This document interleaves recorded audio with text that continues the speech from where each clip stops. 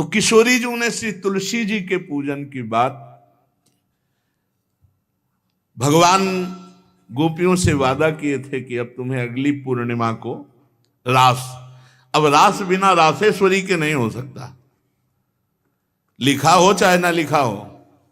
कोई भी विद्वान, कोई भी प्रवक्ता इस बात को बतावे, कहते हैं भागवत में राधा नाम नहीं लिखा है, भागवत राधामय ही है। सांद्रानंद घन प्रेम मूर्ति किशोरी, बिना लाडली जू के कोई रास बता दे कहीं भी, कभी भी, कैसा भी, महारानी जू के बिना रासेश्वरी के रास हो ही नहीं सकता, लिखा हो चाहे ना लिखा हो। क्यों नहीं लिखा? याते श्री सुख प्रगट कियो नहीं, जहां बोले राधा तो समाधि लग जाती हो, यहां 7 दिन में तक्षक काटना है। श्री सुखदेव जी ने महारानी जी का नाम, हरिराम व्यास जी कह रहे, याते श्री सुख प्रगट कियो नहीं, जानि सार को सार परम धन, राधा नाम आधार। वैसे तो रोज संकेत वन में, पीछे हमने चर्चा की थी,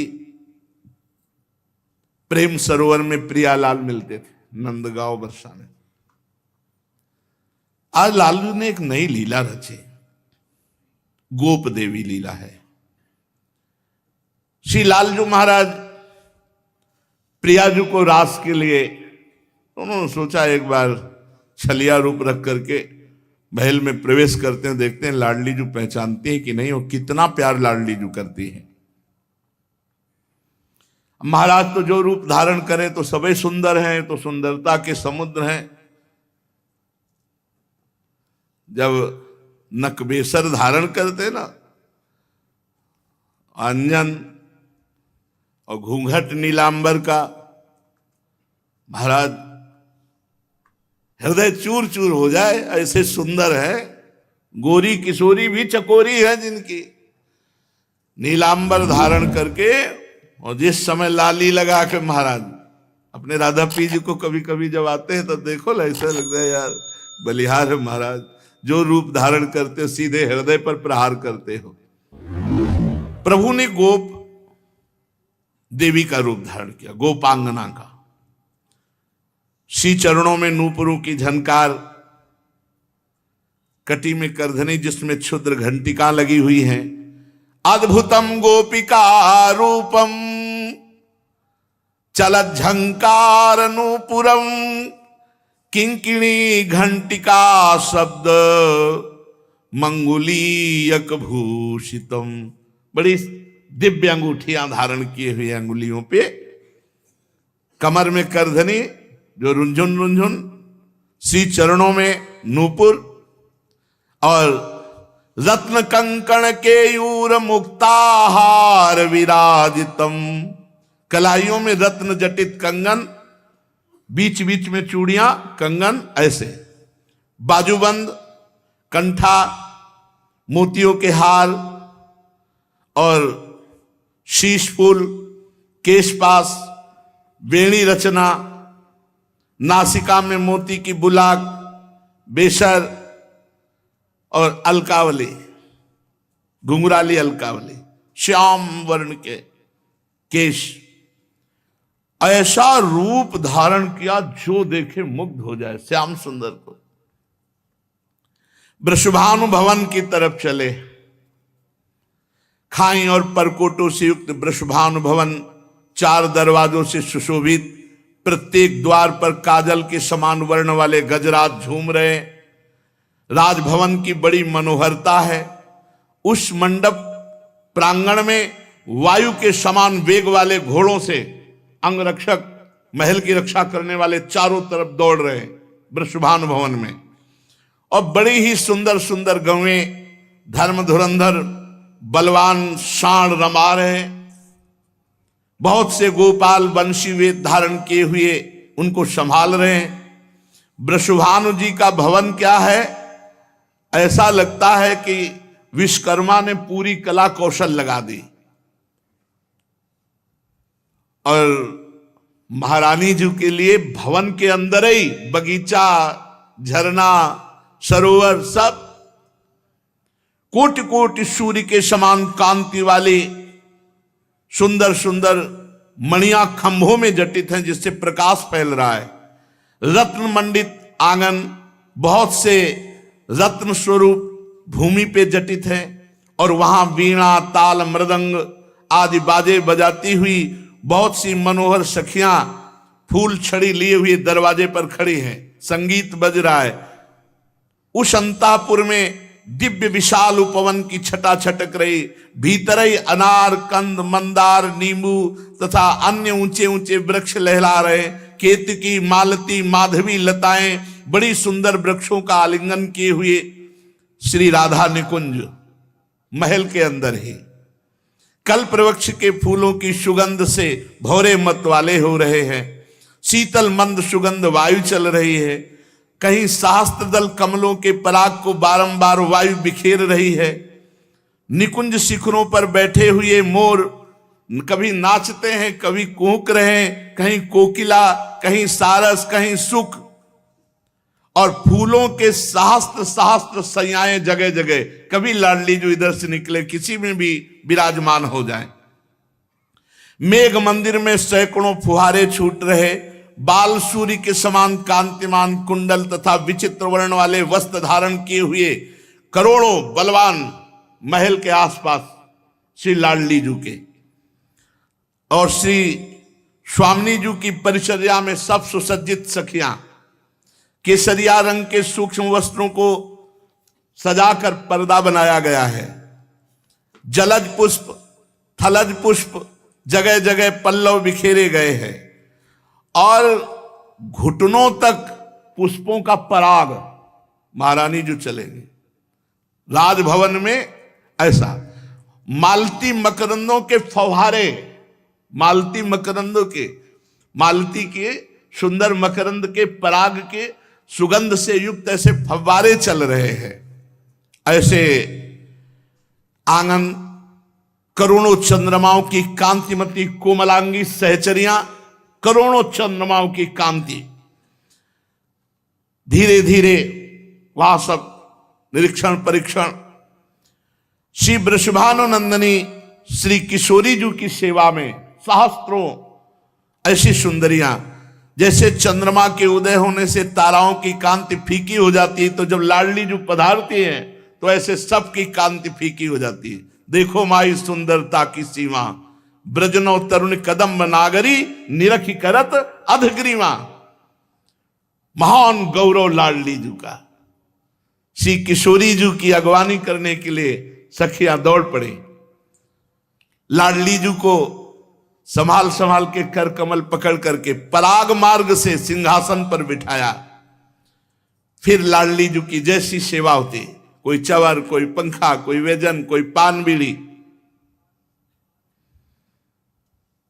अब ये गोप सुंदरी थोड़ा घूंघट करके सकुचाती हुई कोई टोक न दे, वृषभानु भवन में पहुंची।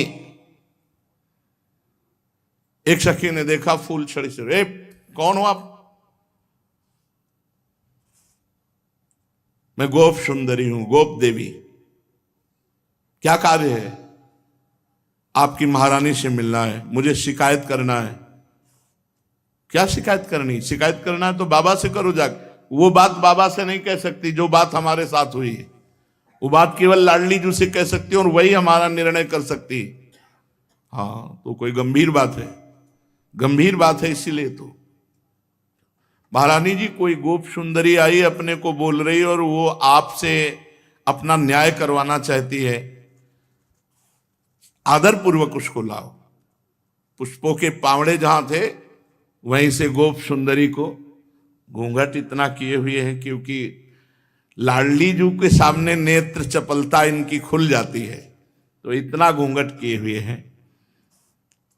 आदर से सत्कार पूर्वक पार्श्व में ही एक सिंहासन आसन डलवाया। आओ, तुम हमारी अतिथि हो, तुम्हारा स्वागत है, बैठो। कुछ खाओ पियोगी? हृदय जल रहा है, खाएं पिए क्या? नहीं, बात क्या हो गई? ऐसा क्या हृदय जल रहा है? कुछ आपको नहीं, हमारी पहले बात सुन लो और न्याय कर दो, बस हो गया। अच्छा सुंदरी, तुम्हारा स्वागत है। स्वागतम ते सखि शुभे नामधेयम बदासु में भूरि भाग्यम ममई वाद्य भवत्यागतया स्वतः। स्वागत है सुंदरी, तुम्हारा स्वागत है। मुझे ऐसा लग रहा है मेरे भाग्य से तुम आई हुई हो, क्योंकि जब मैं तुम्हारे जो अंग खुले दिखाई दे रहे हैं उनको देखती हूं तो मुझे विशेष सुख मिलता है, जैसे मेरे प्रीतम के सुख, मेरे प्रीतम की स्मृति आपके दर्शन से आ रही है। त्वत्समानम दिव्य रूपम दृश्यते नहीं भूतले यन्न त्वं वर्तसे शुभ्रू पत्तनम धन्यमेव तत्। सुंदरी, तुम्हारा स्वागत है। भूतल पर तुम्हारे समान दिव्य रूप नहीं हो सकता। शुभ्रू, तुम जैसी सुंदरी कहां निवास करती है? धन्य है वो नगर जहां तुम निवास करती हो। प्रिया जी, इतना क्यों? क्योंकि श्याम वर्ण की अंगूठी पहने हुए, श्याम वर्ण की कांति अंगों से, तो प्रिया जी को अपने लाल जी की याद आ रही, प्रीतम की याद आ रही, प्रभु की याद आ रही। तुम अपने आगमन का कारण विस्तार पूर्वक बताओ। मेरे योग्य जो कार्य होगा मैं अवश्य करूंगी। तुम्हारी चाल ढाल बहुत सुंदर लगती है। प्रियाजू ने आते देखा था, तुम्हारी चाल ढाल बहुत सुंदर लगती है। हे वृषभानुनंदिनी शुभ्रे, मैं तुम्हें कैसे बताऊं? शायद तुम बर्दाश्त नहीं कर पाओगे। नहीं, बोलो ना, क्या बात है? पूछा मेरा नगर कौन सा है तो सुन लो। मैं गोकुल में, जो नंदगांव पास में है, नंद भवन में उत्तर दिशा में मेरा निवास है। मैं गोप देवी कहलाती हूं। मैंने ललिता जी के मुख से तुम्हारी महिमा सुनी है कि तुम न्याय ठीक करती हो, बड़ी करुणामयी हो। आपकी रूप माधुरी, गुण माधुरी, चंचल लोचने, प्रधान उद्देश्य तो तुम्हारा दर्शन है। और दूसरी बात, एक शिकायत करनी है, न्याय लेना है हमें।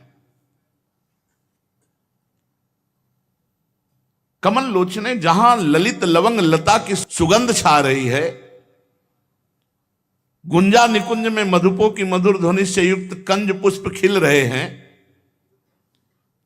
ये राधा निवास आज मैंने अंदर देखा, जीवन में पहली बार देखा है। मेरी आंखें निहाल हो गई। ऐसी तो कोई पुरी नहीं है, चाहे देवराज इंद्र की क्यों ना हो।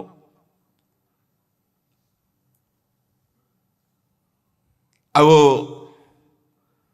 वार्ता कर रहे हैं।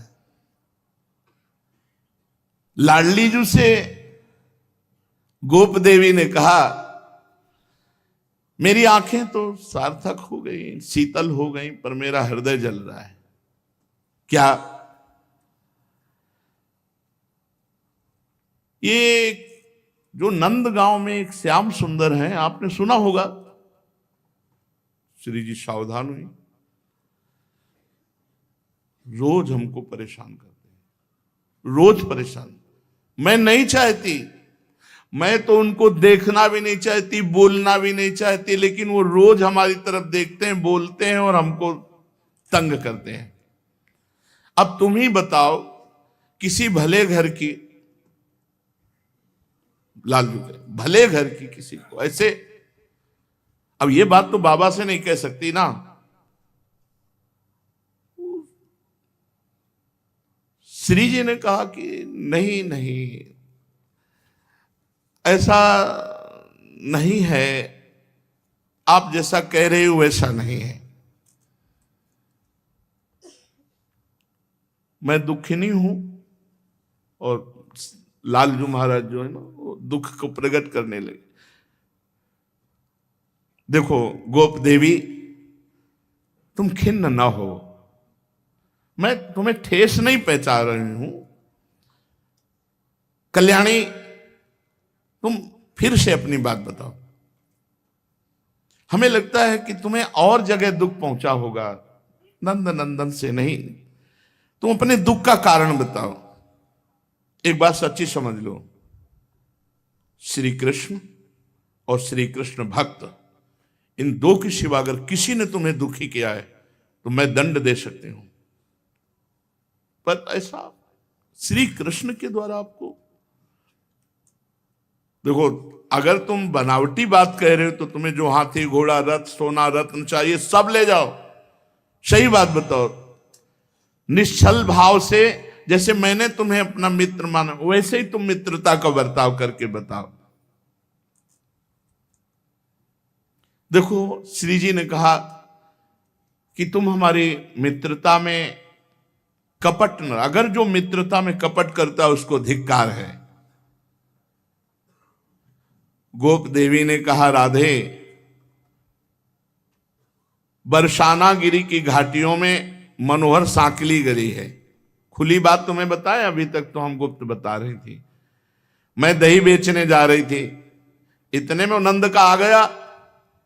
नौ तरुण तो है ही है, और आप तो जानती हैं सुंदर भी है,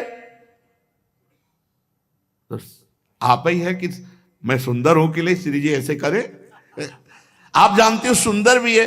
उसने रोक लिया मुझे और घूंघट करके जैसे लीला पूर्वक, अरे मैं तो शर्मा गई। उसके हाथ में बंसी थी, बेत थी। उस रसिक शेखर लंपट को लज्जा की तो तिलांजलि ही दे दी। मेरा हाथ पकड़ लिया और जोर जोर से हाथ मरोड़ने लगा और कहने लगा, सुंदरी मैं इस कर लेने वाला हूं इस बीथी का, गली का। मैंने कहा, अरे गोरस लंपट, मैं कदापि कर नहीं दूंगी। बस इतना कहना था कि उसने सिर पर से जबरदस्ती दही का माट उतार डाला, फोड़ डाला, और मेरा पुराने जमाने का वो माट था, और दही पी लिया। फिर जो बात हम आपको बताएं, उसने मेरी ऊपर से चुनरिया खींच ली। अब मैं लाज की मारी कुछ कही नहीं। वो तुमसे दिल की बात बताने आई हूं कि वो कैसे है, उसे बताओ ना। ये नंद का है तो ग्वाला ही। श्री जी एकदम सहम गई। प्रीतम के लिए ऐसा, अब कोई खास धनवान नहीं है, न सुशील है न स्वरूप है, अपने को बड़ा सुंदर समझता है। ऐसे पुरुष से कहीं प्रेम किया जाता है? किशोरी जी उससे आप थोड़ा सहयोग कीजिए। श्री जी से कहा, आप थोड़ा सहयोग कीजिए, ये ठीक रहेगा नहीं। जब ऐसे वचन बोले तो लाडली जी को बड़ा विस्मय हुआ और कहा, सखी जिनकी प्राप्ति के लिए ब्रह्मा शिव आदि बड़े बड़े देवता उत्कृष्ट योग रीति से नाना प्रकार का तप करते हैं, दत्तात्रेय सुखदेव कपिल आशुरी अंगिरा, ये बड़े बड़े जिनके चरणारविंद के मकरंद रस का पान करने के लोलुप हैं, तम कृष्णमादि पुरुषम परिपूर्ण देवम लीला अवतार मजता मार्ति हरम जनानाम। तुम ऐसे अजन्मा परिपूर्ण परम देव लीला अवतार सर्वजन दुखारी भूतल भार हरणकारी संत पुरुषों के एकमात्र आराध्य देव, तुमने श्री कृष्ण की निंदा हमारे सामने कैसे कर दी? श्री जी ने कहा, तुमने श्री कृष्ण की निंदा कैसे कर दी? तुम कहती हो ग्वाले हैं। अरे ब्रह्मादि जिनकी चरण रज की वंदना करते वो ग्वाले हैं। उन्होंने गौओं का आदर किया, गौओं का पालन किया। गोरज की कितनी महिमा है तुम क्या जानते हैं? गोरज का स्पर्श होते ही वो परम पवित्र हो जाता है, जिसके माथे पे गोरज लगती है। गौओं का उत्तम नाम जो जप करता है वो गोलोक बिहारी को प्राप्त होता है। दिन रात गौओं का सुंदर मुख दर्शन, उनकी सेवा, ये भगवत प्राप्ति का स्वरूप है। मेरी समझ में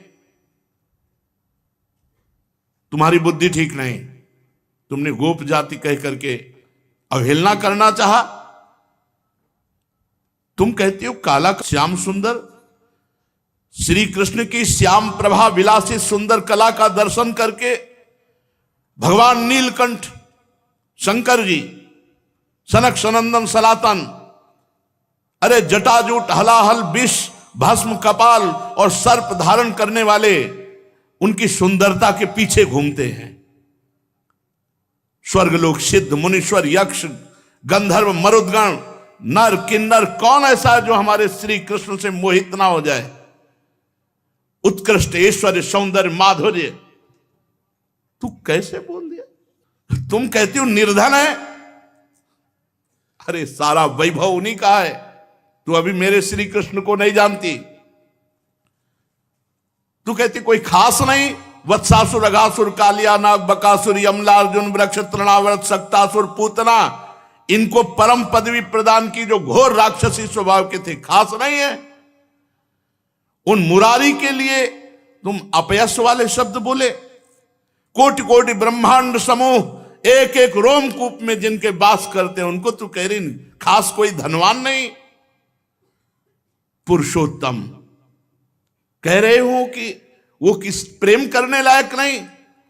अरे बड़े बड़े वैभव को ठुकरा कर भक्त लोग श्री कृष्ण के चरणों की आराधना करते हैं, तुम भक्ति के रास्ते को नहीं जानती। उनकी एक कृपा है कि वो अपने भक्तों को प्यार करके उनके पीछे पीछे डोलते हैं। श्री कृष्ण सुशीली नहीं, समस्त लोगों के सुजन समुदाय के चूड़ामणि हैं। वे अपने भक्त के पीछे चलते हैं, अपने रोम रोम को लोगों को पावन करते हैं। वो परमात्मा है। तू कैसे बोल गई। गोप देवी बोली श्री राधे मैं दुख तो नहीं पहचाना चाहती, वैसे तो तुम्हारी बुद्धि तो बृहस्पति का भी उपहास कर रही, इतनी प्रवीण है। वाणी कला कौशल बोलने का। श्री राधे हमें लगता है तुम्हें श्री कृष्ण से प्रेम है क्या, क्योंकि तुम बात सुनते ही ऐसी, तुम्हें बहुत विश्वास है श्री कृष्ण पे, तुम्हें प्रेम है श्री कृष्ण से। श्री जी ने कहा मुझे प्रेम है श्री कृष्ण से और मुझे विश्वास है श्री कृष्ण पे। क्या तुम बुलाओगे श्री कृष्ण उपस्थित हो जाएंगे। हां इसी क्षण।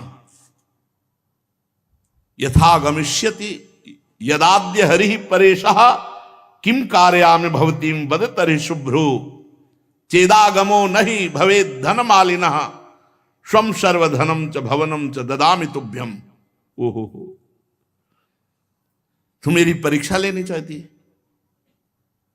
सुन सखी, मेरे बुलाने से मेरे श्री कृष्ण तेरे सामने ही उपस्थित हो जाएंगे। अगर वो नावे ना मेरे स्मरण करते हुए तो ये जीवन ये धन सब न्यौछावर कर दो। कितना प्रेम है श्री जी से।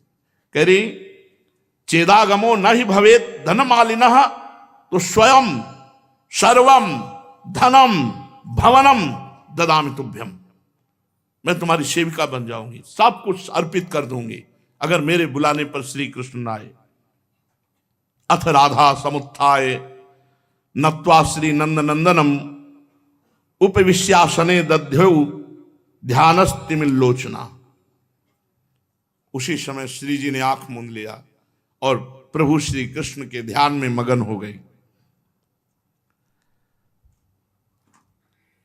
श्री कृष्ण का मन ही मन चिंतन करके उनके ध्यान में डूबी और निश्चल हो गई। वो तो सामने ही बैठे गोप देवी के रूप में। देखो अब तो मामला बढ़ गया, श्री जी तो ध्यानस्थ हो गई और श्री जी के आंखों से अश्रु प्रवाह होने लगे। उतार कर फेंक दिया सब गोप देवी का वेश, निकालते हुए वो आके बैठ गए और गंभीर वाणी में बोले, प्रियाजू, लाडलीजू, श्री राधा। श्री जी ने आंख खोल के देखा, वही मोर मुकुट, उनको क्या देर लगती है। चंद्रवदने प्राण प्रिय मानुशीले प्रिय राधा, देखो मैं तुम्हारे सामने आ गया हूं, आंख खोल कर देखो। हा प्रीतम, सामने देखा, मुझे विश्वास था आप चिंतन करते ही आ जाओगे। कहां गई वो गोप देवी? वो कहां गई? बहुत निंदा कर रही थी, कहां गई? प्रभु ने कहा जेवी तुमने चिंतन किया, मैं वैसे तो बंसी बट में था, पर मैं अभी यार कम से कम सामने तो झूठ मत बोलो। वैसे तो मैं बंसी बट में था, मैं तुरंत बस आपके ध्यान के कारण ही आया। मैंने देखा एक अभी गई, कौन थी वो? कोई देवांगना थी, कोई मायाविनी थी, और मुझे लग रहा था कि कोई अच्छे विचार वाली नहीं थी। जब गोप देवी के रूप में आए तो श्याम सुंदर के लिए बोले, और जब श्याम सुंदर के लिए आए तो गोप देवी के रूप में जो गए। वैसे हम आपसे कहते हैं कि ऐसे इधर उधर की घूमने वालियों की बातों पर विश्वास नहीं करना चाहिए। श्री किशोरी जी परमानंद में मगन हो गई और लालजू से हृदय से मिले। सखियों से कहा वो गोप देवी बाहर निकली, जो फूल छड़ी लिए हुई खड़ी। उनका आते अंदर आते तो देखा, तो बाहर निकलते हुए तो नहीं देखा। तो श्री कृष्ण से कहा आपने देखा? बोले हाँ निकलते मैंने। बोले हमारी सखियों ने नहीं देखा। कौन गोप देवी थी? तो कहा क्षमा कीजिए, मैं ही गोप देवी बन के आया था। तो श्री जी के हृदय से लगे और श्री जी से कहा, इसी के आगे रासलीला है। श्री जी से कहा कि हे राशेश्वरी, आपकी उपस्थिति के बिना हमने गोपियों से जो वचन दिए हैं कि आपको शरद पूर्णिमा की रात्रि में रास उत्सव में सम्मिलित करेंगे, आपकी उपस्थिति के बिना रास नहीं। हे प्यारी जी, आप कृपा करके जो ये रात्रि है शरद पूर्णिमा की, इसमें आप पधारें और समस्त रास सुख गोपियों को प्रदान करें। प्रभु श्री कृष्ण के साथ हमारी महारानी जी और अनंत अनंत ब्रज युवतियां, ये अद्भुत प्रेम में जो रास है, ये प्रेम की चरम अवस्था है। ये रस की वर्षा है, आनंद की वर्षा है। दंपति अति आनंद बस प्रेम मत निशंक क्रीडत, यहां आनंद की मत्तता है। ये सब विकारों की तो साधना काल में साधकों के हृदय से निवृत्ति हो जाती है। फिर भाव देह की प्राप्ति, जैसे सखा भाव या वात्सल्य भाव या दास्य भाव या गोपी भाव या सहचरी भाव देह चिदानंद होता है। वहां सब विकार होते ही नहीं है, विकार की कल्पना ही नहीं है। ये महाप्रेम का स्वरूप, रासोत्सव महाप्रेम का स्वरूप है। भगवत कृपा से जो आगे चर्चा है वो रास की ही है। हम लोग बड़े सौभाग्यशाली हैं जो वृंदावन की भूमि में, रास भूमि में बैठकर रास चर्चा करने को और सुनने को मिलेगी। बहुत भाव से सुने प्यारे जू की इस चर्चा का फल है कि सदा सदा के लिए हृदय रोग निवृत्त हो जाए, हम भगवदाकार भाव में रस में डूब जाए। शेष चर्चा के श्री राधा वल्लभ लाल की।